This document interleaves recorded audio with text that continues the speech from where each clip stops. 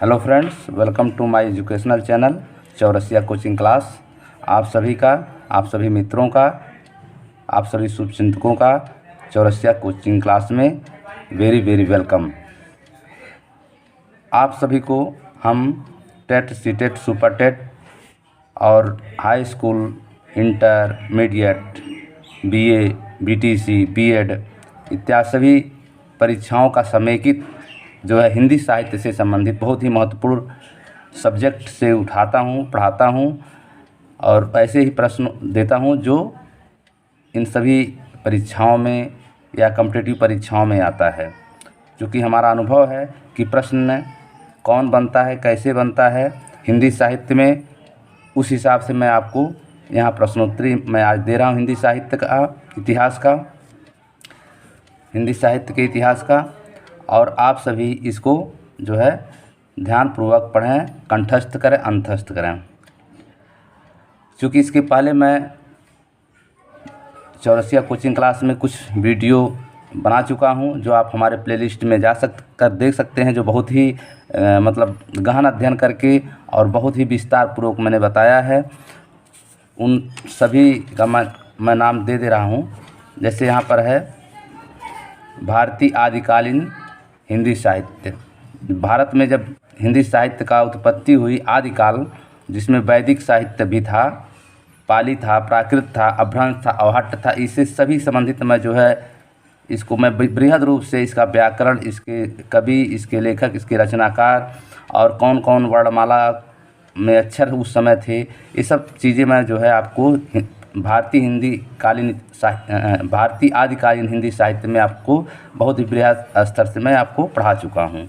इसके बाद राजभाषा और राष्ट्रभाषा क्या है, राजभाषा और राष्ट्रभाषा में अंतर क्या है, इसके अंतर्गत कौन कौन मुख्य अनुच्छेद आते हैं, इसके विषय में मैं सारा बृहद स्तर से मैं जो है राजभाषा और राष्ट्रभाषा पढ़ा चुका हूँ। आपको चाहे टेट हो, सुपर टेट हो और चाहे कॉम्पिटिटिव एग्जाम हो, ये सब जो है राजभाषा और राष्ट्रभाषा संबंधित जरूर प्रश्न आता है। इसके बाद हिंदी वर्णमाला में हिंदी वर्ण विचार, जैसे स्वर और व्यंजन, फिर उच्चारण स्थान के आधार पर, प्रत्यय के आधार पर, अल्पप्राण, महाप्राण, फिर उसमें लुंठित वर्ण किसे कहते हैं, द्विगुण वर्ण किसे कहते हैं, कंठ काकल्य किसे कहते हैं, आउग आह किसे कहते हैं। जैसे आउग वाह आ गया था कि अंग अह जो है क्या है, तो अंग अह जो है अयोग वाह है, अंग अह क्या है, अयोग वाह है। घोष, अघोष, ठीक है। फिर हिंदी वर्णमाला से संबंधित महत्वपूर्ण प्रश्नोत्तरी मैं जो है अपने यूट्यूब में डाल दिया है। इसके बाद माहेश्वर सूत्र जो है सुपर टेट में अधिक आता है, इसको भी मैंने जो है बहुत ही बृहद स्तर से बताया है और इसको आप देखेंगे तो आपको कविता के रूप में याद हमने करा दिया है। फिर अभी समय मैं जो है हिंदी साहित्य जो गद्य और पद्य का इतिहास है उसको पढ़ा रहा हूँ, जिसमें मैं आपको भी प्रश्नोत्तरी दे रहा हूँ।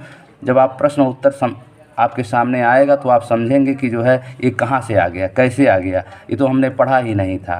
तो ठीक है, तो इस चीज़ को आप जानें। उसके बाद मैं इसका क्रमिक इतिहास हिंदी साहित्य गद्य और पद्य का पढ़ाऊँगा, जो आपको सभी कॉम्पिटिटिव एग्जाम में, जैसे आपका TET, super TET, TGT, PGT, उसके बाद high school, inter, BA, BEd, इस सब में जो है ये कॉमन चीज़ है, ये आता है। ठीक है, तो ज़्यादा समय न लेकर के हम आपको अपने सब्जेक्ट पर आते हैं, क्योंकि समय बहुत मूल्यवान होता है और जो लोग समय का महत्व समझते हैं वही आगे बढ़ते हैं। समय एक धन है, समय से बड़ा कोई धन नहीं है। तो वीडियो स्टार्ट करने से पहले आप यहाँ देख सकते हैं लिखा चौरसिया कोचिंग क्लास। जो आप हमारा वीडियो देख रहे हैं उस वीडियो के नीचे जो है रेड कलर में सब्सक्राइब लिखा होगा और उसको जब आप टच करेंगे तो 3 घंटी दिखाई देगी। तो सबसे ऊपर की घंटी जो आल लिखा है उसको जब आप टच करेंगे तो हमारा चैनल सब्सक्राइब हो जाएगा। और इससे आपको फ़ायदा क्या होगा कि आप जो है हम जो भी महत्वपूर्ण वीडियो बनाएंगे वो सबसे पहले आप तक उसका नोटिफिकेशन पहुंचेगा। तो अगर हमारा वीडियो अच्छा लगेगा तो आप लोग लाइक, सब्सक्राइब और अपने मित्रों को शेयर अवश्य करिएगा। तो ज़्यादा समय न लेते हुए हम अपने मेन सब्जेक्ट पर आ रहे हैं। तो देखिए यहाँ लिखा है हिंदी साहित्य का इतिहास, प्रश्नोत्तरी है विद ट्रिकी। मैं अब ट्रिक के माध्यम से आपको पढ़ाता हूं, जिससे आपको हमारा वीडियो थोड़ा बड़ा भी हो जाता है, क्योंकि जब हम आपको ट्रिक बताएंगे तो आपको जो है समय लगेगा ही लगेगा। दूसरी बात यह है कि जब हम इस प्रश्नों का उत्तर भी बताते जा सकते हैं, केवल जैसे मान लीजिए मधुशाला के रचनाकार हरिवंश राय बच्चन, परमचर्यु के किसकी रचना है, स्वयंभू का। फिर उसके बाद बिसल देव रासो किसकी रचना है, नरपतनाल का। परमाल रासो किसका, आलखंड किसका है, जगनिक का। इस तरह से मैं बताते जा सकता हूँ। तो हमारा ये वीडियो जो है अधिकतम 5 से 10 मिनट में ख़त्म हो सकता है, लेकिन ऐसा पढ़ाने से आपको याद नहीं होगा। और ऐसा पढ़ाने से, ऐसा बनाने वाले वीडियो बहुत हैं जो आपको प्रश्न उत्तरी बताते चले जाते हैं, लेकिन हर प्रश्न का एक इतिहास होता है, हर शब्द का एक इतिहास होता है, हर वाक्य का एक इतिहास होता है। जब तक हम उसको बताएंगे नहीं, तब तक आपके दिमाग में कंठस्थ नहीं होगा। और हम जितने भी परीक्षाएं दिए हैं, ट्रिक के माध्यम से दिमाग में याद रखते हैं, और फिर जो है उसका इतिहास भी रखते हैं, उसे कहानी बना लेते हैं, चाहे वो काल्पनिक ही हो क्यों ना हो। तो मैं उसको जब बना लेता हूँ, तो उस चीज़ को जब परीक्षा में आता है, तो मैं अपनी ट्रिक और उस काल्पनिक और इतिहास से मैं जो है उसको पकड़ लेता हूँ कि इसका यही है, ठीक है। और वह परीक्षा मैं बिना परीक्षा दिए भी अगर जाऊँ तो जो है मैं पास हो सकता हूँ, ये मैं गारंटी देता हूँ। जैसे आपका भी पिछले जो है वर्ष जो है सुपर टेट का मैंने परीक्षा उसका अपर टेट का मतलब जूनियर का परीक्षा मैंने दिया। टेट का जो मैं मात्र एक दिन वीडियो वैसे पढ़ लिया था, लेकिन परीक्षा दिया हूँ जा करके। अपर टेट मेरा 86 नंबर से निकल गया है। मैं केवल मूल्यांकन के लिए गया था कि देखें पेपर कैसे आता है, और मैंने केवल मूल्यांकन करने के लिए गया था, और आप लोगों के आशीर्वाद से पास भी हो गया, और अच्छे नंबर से मतलब पास हो। तो कहने का मतलब ये है कि हमको जो है कोई भी पढ़े तो उसको गंभीरता से पढ़ना चाहिए, और जब कोई भी पढ़ेगा तो गंभीरता से जब पढ़ेगा तो वो जो है उसमें रस आएगा, मज़ा आएगा, इंटरेस्ट आएगा। और जब इंटरेस्ट आना शुरू होगा तो वो उस सब्जेक्ट को का रसिक हो जाएगा, वो आशिक हो जाएगा, ठीक है। तो उसको सब्जेक्ट और वह विषय अच्छा लगने लगेगा। तो हमको उसी तरह पढ़ना चाहिए। और एज ए स्टूडेंट, अगर हम स्टूडेंट हैं तो हमको कोई भी चीज़ पढ़ना चाहिए तो गंभीरतापूर्वक पढ़ना चाहिए, क्योंकि प्रश्न कहाँ से आ जाएगा। मान लीजिए मैं आपको जो है बता रहा हूँ, कबीर दास का रचना बीजक है, तो आपको उसी कहानी में मैंने रमैया बता दिया, शब्द बता दिया, तो आप मान लीजिए बीजक नहीं आया, रमैया आ गया, शब्द आ गया, तो आप उसका भी ट्रिक से उत्तर लगा सकते हैं। तो हर चीज़ जो है आपको जानना ज़रूरी है। तो यहाँ हम आपको शुरुआत करते हैं मधुशाला के रचनाकार। तो मधुशाला के रचनाकार कौन है? हरिवंश राय बच्चन। और हरिवंश राय बच्चन कौन थे? अमिताभ बच्चन के पूजनीय पिताजी थे, ठीक है। तो मधुशाला क्या है? मधुशाला मतलब होता है शराब, शाला मतलब घर, ये मधुशाला मतलब शराब का घर होता है। और एक शराब में क्या गुण होता है, क्या अवगुण होता है, इस सारा चीज़ इन्होंने कविता के माध्यम से हरिवंश राय बच्चन जी ने लिखा है, जो बहुत ही जो है लोकप्रिय यह जो है पाठ है, और ये रचना है जो विश्व प्रसिद्ध भी है। और इनका ये भी कहा जा सकता है कि हरिवंश राय बच्चन ने वैसे तो बहुत से कविता लिखे हैं, लेकिन इनका जो प्रसिद्धि मिली, इनको जो मतलब विश्व में प्रसिद्धि मिली, कृति मिली, पताका इनका जो विश्व में फैला, वो मधुशाला से ही फैला, ठीक है। तो मधुशाला इनका जो है प्रमुख रचना है, और इसी रचना के माध्यम से जो है प्रसिद्ध हुए। और कभी कभी आप यूट्यूब में या देखते हैं, कभी कभी जो है अमिताभ बच्चन जी जो है मधुशाला का ही जो है रचना गाकर सुनाते हैं अपने पिताजी के याद में। तो ये मधुशाला जो है बहुत अच्छा इनका जो है लिखा हुआ है। और मतलब एक तरह से आप कह सकते हैं कि शराब में कौन ऐसा गुण और कौन ऐसा अवगुण होगा जो इन्होंने लिखा नहीं इसमें, ठीक है। एक बार आप मधुशाला, अगर समय मिलेगा तो मैं मधुशाला का एक आध पंक्तियाँ भी आपको सुनाने का प्रयास करूँगा। तो आप लोग को कंठस्थ हो गया होगा मधुशाला के जो रचनाकार हैं हरिवंश राय बच्चन जी, अमिताभ बच्चन के पिताजी, अमिताभ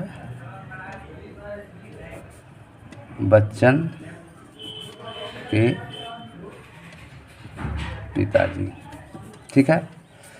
उसके बाद है दूसरा प्रश्न, पयोम चर्यु, या इसको कभी कभी आ जाता है पदम चर्यु, ठीक है।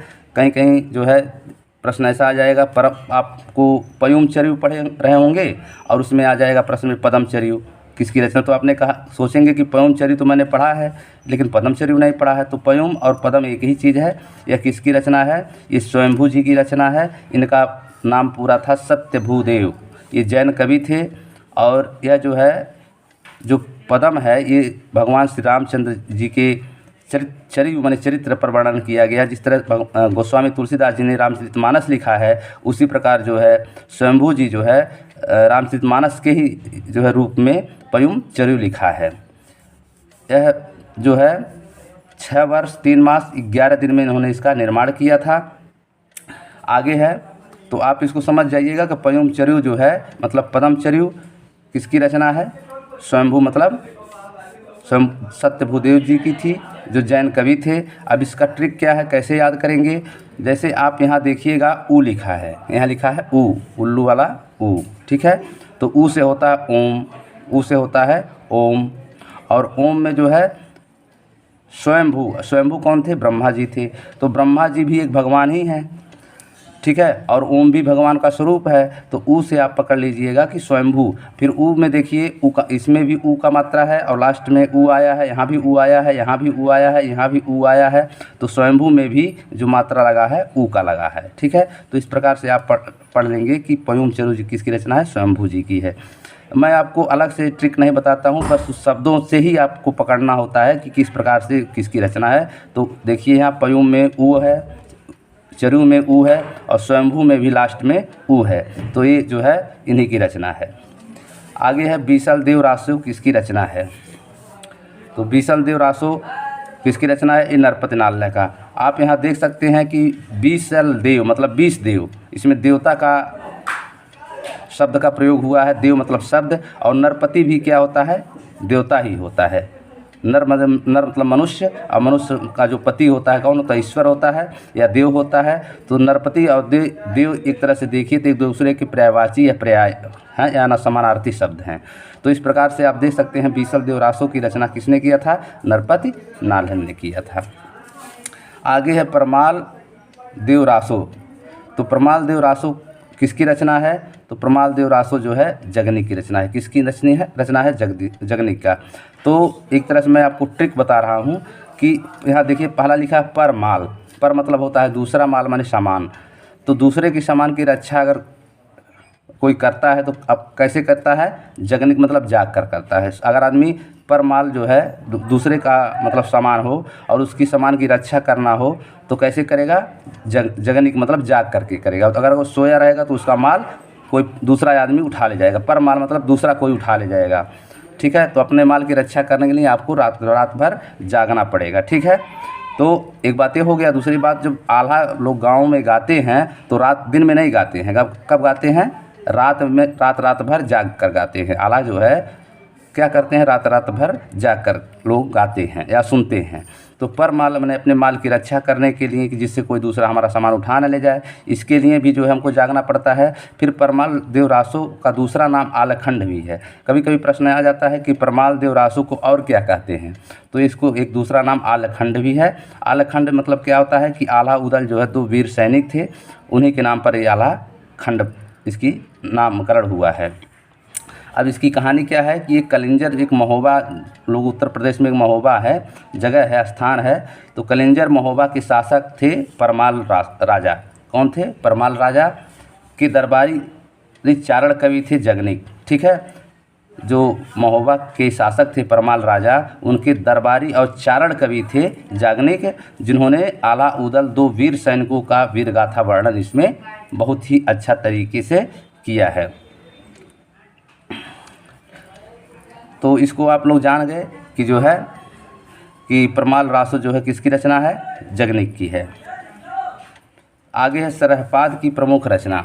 सरहपाद की प्रमुख रचना, तो सरहपाद जो है किसकी रचना? सरहपाद की प्रमुख रचना है दोहा कोश। कौन है? दोहा कोश। ये जो है सरहपाद को प्रथम कवि भी, हिंदी का प्रथम कवि भी माना जाता है। सरहपाद को हिंदी का प्रथम कवि भी माना जाता है और इन्होंने एक तरह से प्रथम कवि भी हिंदी के माने जाते हैं। दूसरी बात यह है कि इन्होंने दोहा जो विधि है या विधा है, उसकी जो सबसे पहले रचना इन्हीं की रचनाओं में मिलता है। दोहा रूपक विधि जो विधा है, उसकी जो सूत्रधार हैं वो जो है सरहपाद जी ही हैं और यही जो है सबसे पहले दोहा विधा का प्रारंभ किए थे, आविष्कार किए थे। तो इनको हिंदी का प्रथम कवि भी कहा जाता है और दोहा का भी आविष्कारक कहा जाता है। अब आप यहाँ दोहा में पद होता है, जानते हैं दोहा में क्या होता है? पद होता है। क्या पद होता है? 4 पद होता है। पहले में जो है 13 मात्राएं होती हैं, दूसरे में 11 मात्राएं होती हैं, फिर तीसरे में जो है 13 मात्रा, फिर चौथे में 11 मात्रा होती है। कुल मिलाकर एक लाइन में 24 जो है मात्रा होता है, 24 मात्रा इसमें होता है। तो सरहपाद की प्रमुख रचना कौन हो गया? दोहा कोश, ठीक है। और जो है सर में जो पैर होता है, सर और पैर बनकर एक शरीर बनता है, तो पद में कितना जो है पद होता है? 2 पद होता है। तो इस प्रकार से हम कह सकते हैं कि जो है सरहपाद जो है की प्रमुख रचना का क्या नाम है? दोहा कोश है। फिर आगे है आचार्य रामचंद्र शुक्ल जी ने हिंदी प्रथम महाकाव्य माना।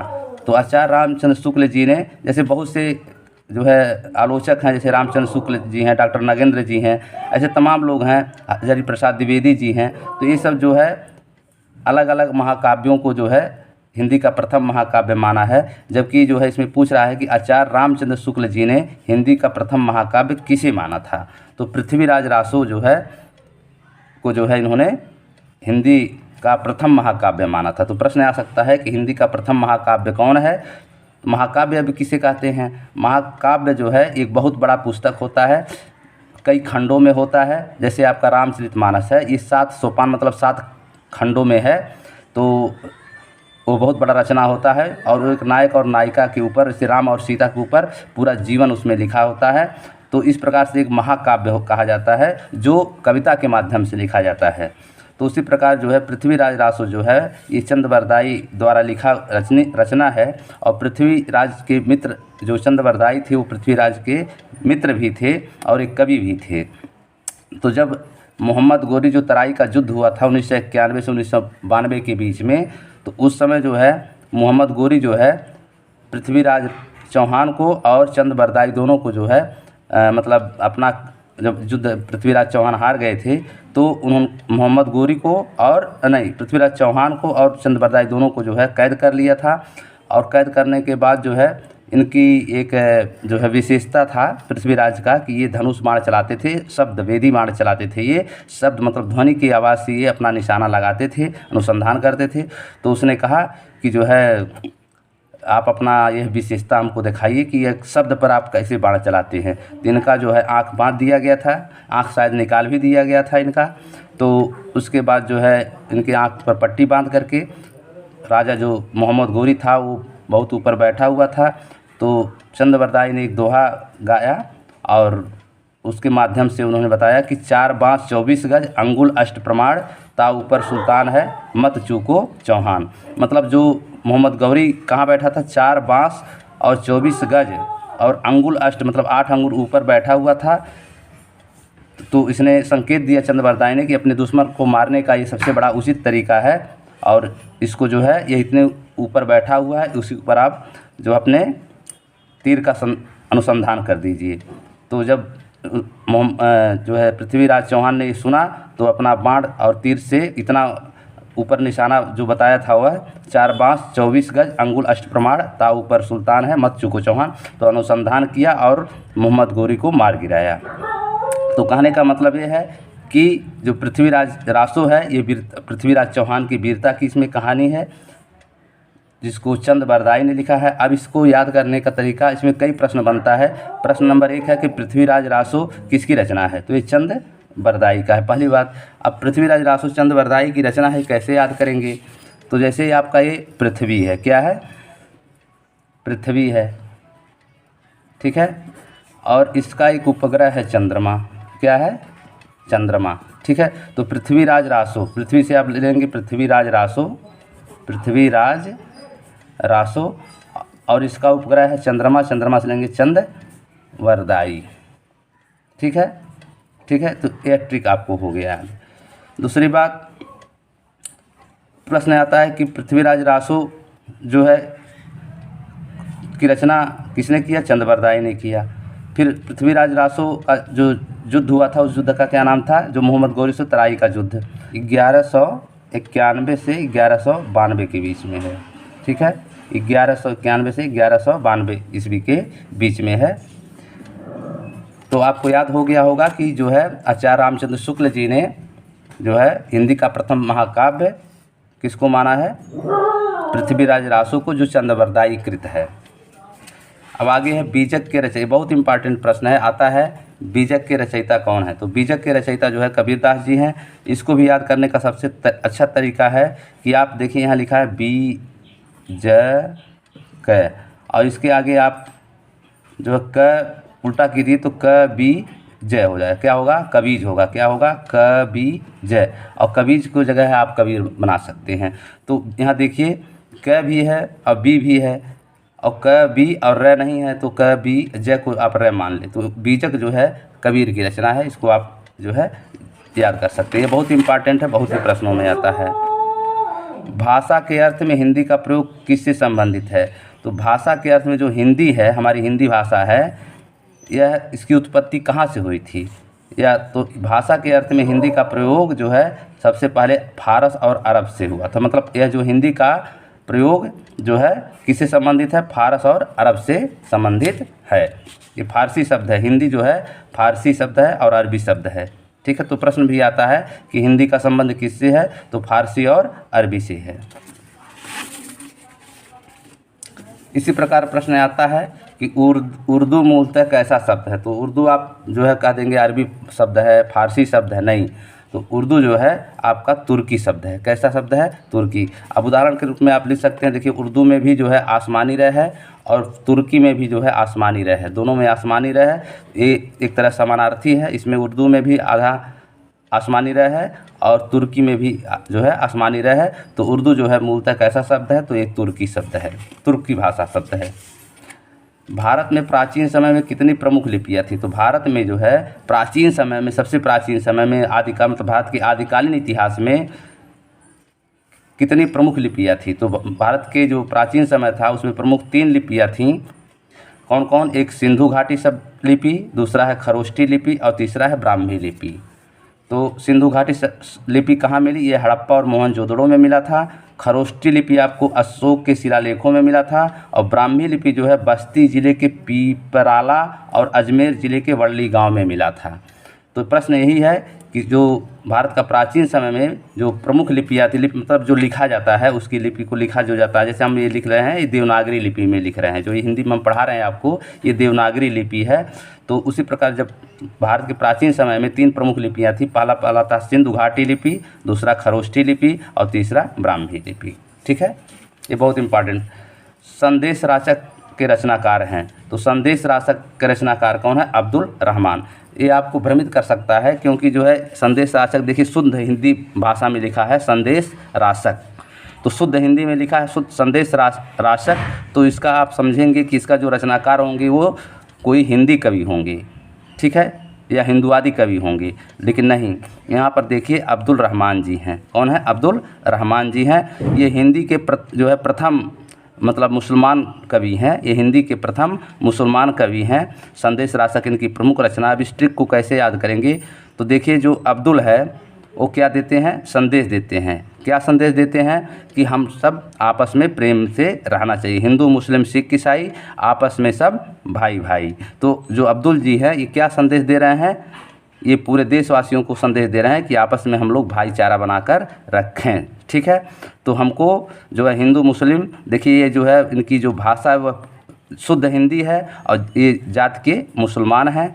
लेकिन इनको जो है इन्होंने कितना अच्छा इनका नाम दिया संदेश राचक। तो एक तरह से पूरे देश में, पूरे विश्व में, पूरे भारत में ये संदेश देना चाहते हैं कि जो है हम लोग हिंदू मुसलमान सिख ईसाई सभी क्या हैं? आपस में भाई भाई हैं। और हमको देश में सांप्रदायिक सौहार्द बना के रखना चाहिए, क्योंकि कहा गया है कि जहाँ सुमति तहाँ संपत्ति नाना, जहाँ कुमति तहाँ विपत्ति निधाना। तो जहाँ एक ही परिवार में अगर 10 लोग हैं, 10 प्रकार की बुद्धि है और सब में भेद है, तो वहाँ वह परिवार विकसित नहीं हो सकता है। उसी प्रकार अपना एक देश जो है सांप्रदायिक सौहार्द और भाईचारा बनाकर रहेगा तो देश समृद्धि करेगा। तो इस प्रकार से हम ये इस बात को इसलिए बताए हैं कि हमको याद रखना चाहिए कि संदेश राचक जो है अब्दुल रहमान की रचना है। यह जो है हिंदू शब्द कितना सुंदर लिखे हैं, जबकि ये एक मुसलमान थे। ठीक है, आगे प्रश्न आता है कि गोरखनाथ के गुरु का क्या नाम था? तो गोरखनाथ के गुरु का क्या नाम था? तो गुरु गोरखनाथ का नाम था मत्स्येंद्रनाथ। क्या नाम था? मत्स्येंद्रनाथ। और इनका एक नाम मीनानाथ भी है और मच्छंदरनाथ भी है। ठीक है, इनका जो है मीननाथ भी नाम है और मच्छंदरनाथ नाम है। एक कहावत चलता है कि भाग मच्छंदर भाग, ठीक है, गोरख आया भाग मच्छंदर भाग, मतलब जो है ये कहावत चलता है कि गोरख आया भाग मच्छंदर भाग, ठीक है। तो मच्छंदरनाथ जो थे उनका जो है ये तद्भव शब्द है और तत्सम शब्द है, उनका शुद्ध नाम था मत्स्येंद्रनाथ, ठीक है।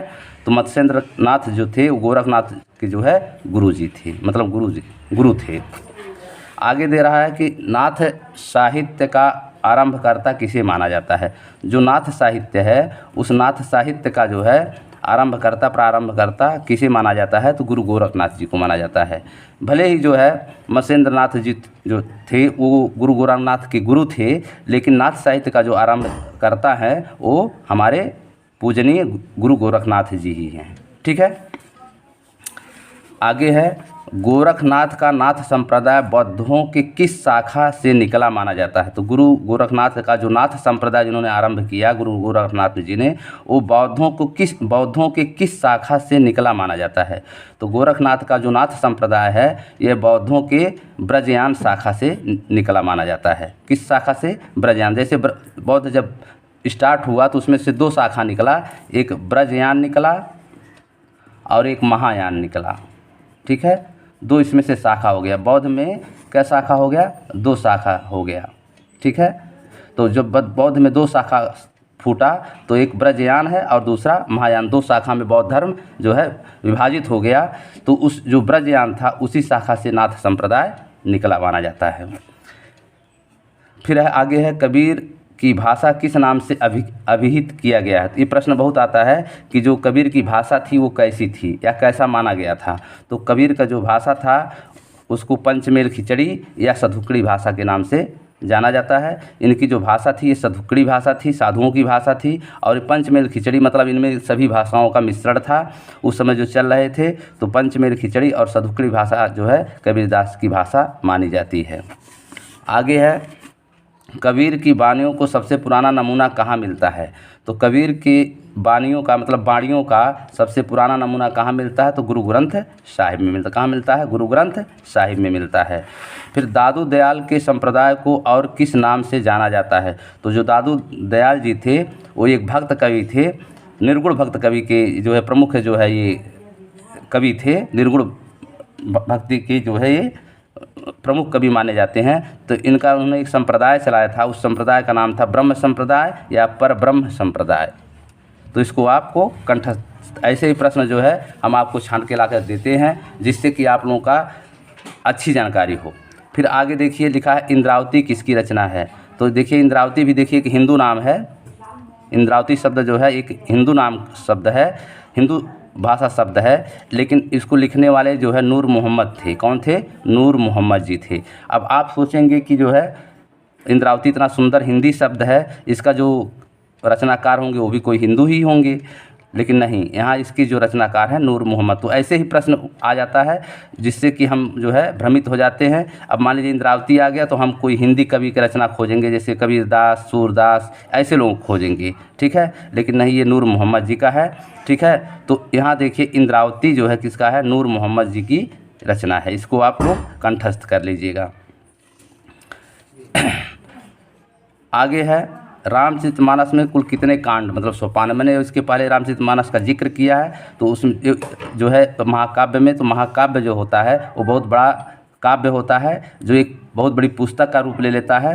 तो जो रामचरितमानस है, प्रश्न आ सकता है कि रामचरितमानस में कुल कितने कांड हैं। तो रामचरितमानस में कुल 7 कांड हैं। पहले कांड का नाम है बालकांड, फिर अयोध्या कांड, अरण्य कांड, अरण्य माने होता है जंगल, अरण्य मतलब जंगल, ठीक है। तो अरण्य कांड, फिर किष्किंधा कांड, फिर सुंदर कांड, फिर लंका कांड, फिर उत्तर कांड, ठीक है। तो इस प्रकार ये 7 कांड से जो है रामचरितमानस बना है। कांड को सोपान भी कहते हैं, ठीक है। अगर प्रश्न आ जाता है रामचरितमानस में कितने सोपान हैं, तो भी आप वही लिखेंगे 7 सोपान है, मतलब 7 कांड है। तो प्रश्न घुमा फिरा कर कैसे भी आवे, तो जब जानकारी आपको रहेगी तो आप उसका उत्तर सटीक दे देंगी। तो अगर हमारा वीडियो आपको अच्छा लगा तो आप लोग अवश्य जो है हमारे जो है इस वीडियो को और भी जो हमने वीडियो बनाया है उसको आप लोग लाइक कमेंट करें और जो है अपने फ्रेंड और मित्रों को शेयर करें। धन्यवाद।